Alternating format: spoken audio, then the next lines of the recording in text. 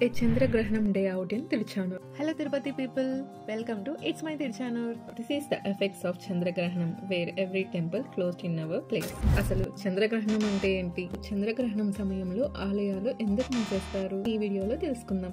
చంద్రగ్రహణం is nothing but భూమి, చంద్రుడు, సూర్యుడు ఒకే లైన్ లో వచ్చి చంద్రుడు భూమి నీడలోకి వెళ్తే వచ్చే నేచురల్ సెలెస్ట్రియల్ ఈవెంటే చంద్రగ్రహణం అంటారు. ఇది మన స్కూల్ డేస్ లోనే నేర్చుకున్నాం. ఆ టైంలో చంద్రుడు బ్లడ్ మూన్ లాగా కనిపిస్తాడు. సైంటిఫిక్ గా అంటే ఏ హాని ఉండదు. కానీ పురాతన కాలంలో విద్యుత్, శాస్త్రీయ పరికరాలు లేకపోవడం వల్ల గ్రహణం సమయంలో వెలుతురు తగ్గిపోవడం, ఉష్ణోగ్రత మార్పులు జరగడం వంటివి గమనించి, అలాగే ఆ సమయంలో వండిన ఆహారం త్వరగా పాడైపోతుందని అనుభవంతో గుర్తించి అందుకే పూజలు ఆపి ఆలయాలు మూసి గ్రహణం ముగిసిన తర్వాత పవిత్రత కోసం శుద్ధి కర్మలు చేసేవారట.